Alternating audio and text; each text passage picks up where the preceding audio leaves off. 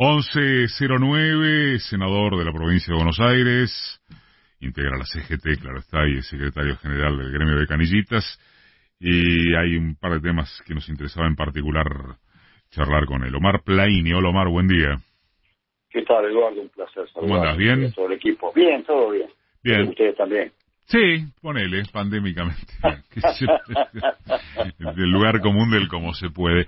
Omar, para ir, llamémosle de menor a mayor, es decir, de temas de coyuntura a algún otro que puede interesarnos más en lo estructural. Noticia de esta semana, el tema de que el presidente Fernández dictaminó, aprobó, decretó que por lo menos durante un año el laburante deba permanecer en la obra social que corresponda a su sindicato, en lugar de poder pasarse en esto que se llama la triangulación a otra obra social que le guste más o que más le convenga. La visión generalizada en torno de esto es que ha sido una concesión a los gordos de la CGT en un proceso electoral. ¿La tuya cuál es? No es eso, precisamente todo lo contrario, que lo que se evita que se siga lucrando enteradamente. A ver, el sistema, en la Argentina hay tres subsistemas, ¿verdad? Sí.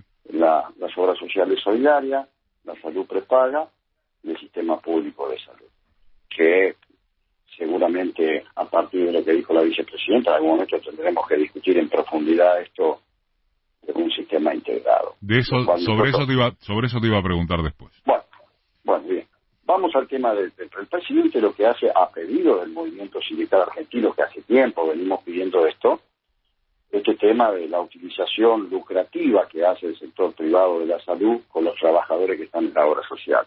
Lo menos que podíamos pedir es que durante un año aquel trabajador que ingresa, que tiene un recibo de sueldo, que ingresa a una rama de actividad, por lo menos permanezca en su obra social para conocer los servicios que le da esa obra social y después pueda tener la opción de cambiar si él considera y su familia necesario cambiar porque esa obra social no le da la respuesta que el trabajador amerita. Por lo tanto, para nosotros es una necesidad de esto en nuestro sistema, que son alrededor de 290 obras sociales, que podamos garantizar por lo menos un año de permanencia del trabajador, porque como bien sabes, es un sistema solidario donde en general los jóvenes, por razones generacionales, por población etaria, son los que terminan garantizando el sistema solidario a aquellos que están más cerca de la edad de jubilarse y demás. Que por otra parte nosotros le damos la posibilidad, cuando se jubila, de la opción, o se queda en su obra social de origen, podemos citar seguro, bancario, las que vos quieras, o se va al PAN, cosa que no hacen las prepagas de salud, ¿no? Que tienen una serie de accionar. Por eso digo, en el cual para ellos la salud es un problema lucrativo, para nosotros es un servicio de calidad solidario que le debemos dar a nuestros trabajadores y trabajadoras. Ya que citaste, ahora sí, a lo que mencionó Cristina, de que en algún momento hay que revisarlo todo. Sí. ¿Estás de acuerdo o crees que fue, digamos, una definición maximalista que tiende a corregir algunos aspectos de un sistema que, por lo menos en torno de lo pandémico, digamos que resistió? A ver, si yo te pregunto a vos, le preguntamos a los oyentes y nos preguntamos todos si alguno conoce el programa que ha planteado la vicepresidenta de la Nación, ninguno lo conocemos. No, realmente. Hay una redacción, ponele que guardada bajo llave en el Patria, de enunciados generales,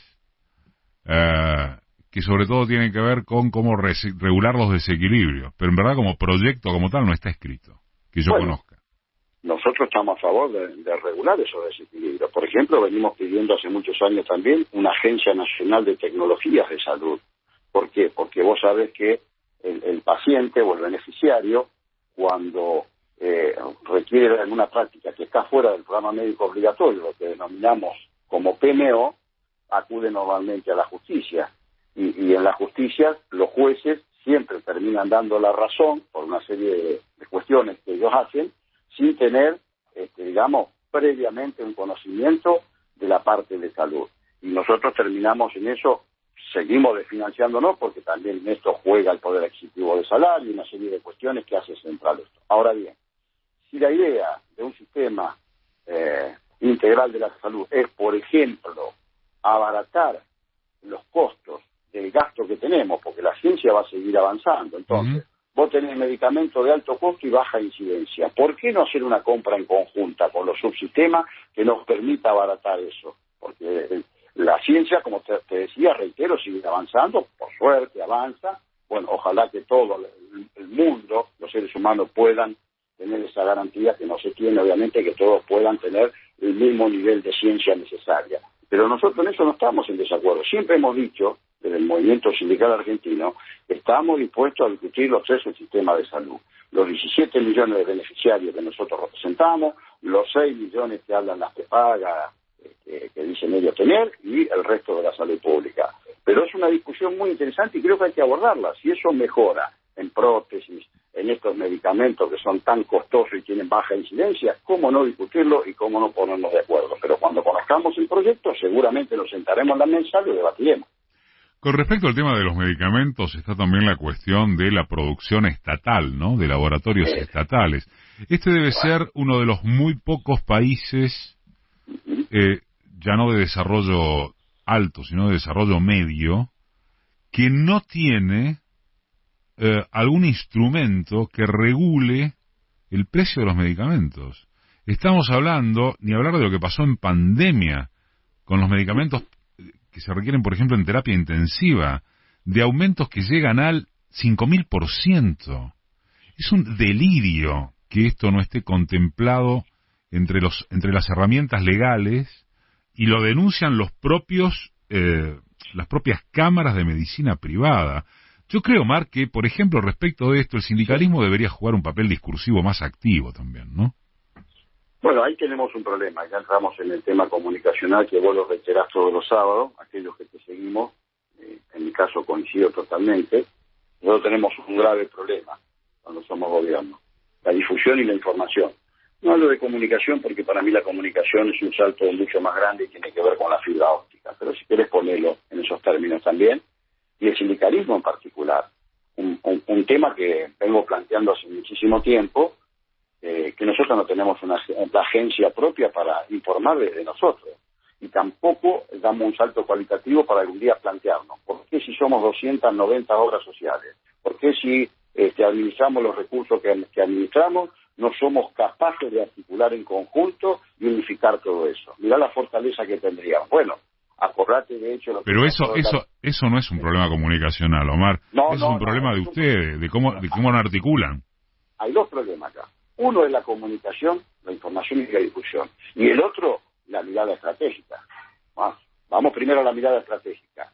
Y te planteo, ¿por qué con todos los recursos que tenemos, el movimiento sindical argentino y la fortaleza que tenemos de ser un sindicalismo distinto al resto del mundo? Porque nosotros no solamente estamos para discutir el conflicto de las condiciones laborales o salariales, sino que gestionamos salud, educación, formación profesional, turismo, recreación. ¿Por qué no unificamos todo eso? ¿Por qué no creamos un banco propio con todos los recursos que tenemos? ¿Por qué no articulamos todo en conjunto, integramos esa salud de todas las obras sociales? Porque hay sindicatos que son numéricamente muy grandes y pueden sostenerla, y los que son más pequeños en términos de representación les cuesta mucho más. Y vos sabés que en un país como el nuestro, que vivimos prácticamente en inflación, es imposible de sostenerlo, y termina siendo el sindicato, que es otra figura jurídica, que termina sosteniendo a la obra social, porque claramente, si esto no sucede, vos desprotegés a los beneficiarios, los afiliados que tenés. Pero esto sí es de fondo. Yo digo,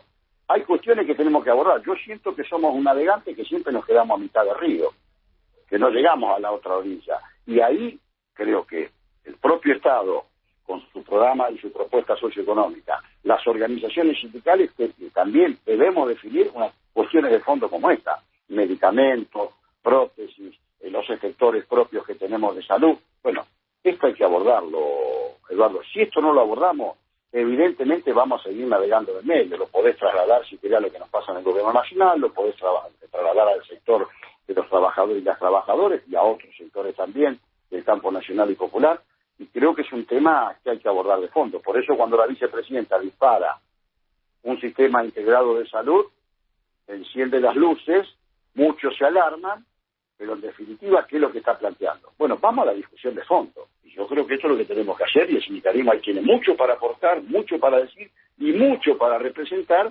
porque allí vienen después los profetas del odio, como decías vos, ¿no?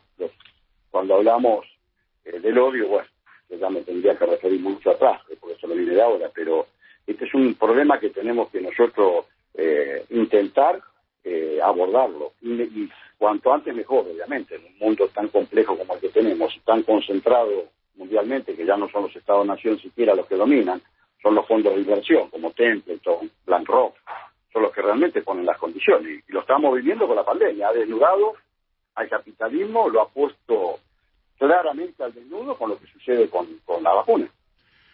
Omar, te mando un abrazo, gracias por habernos atendido, como siempre.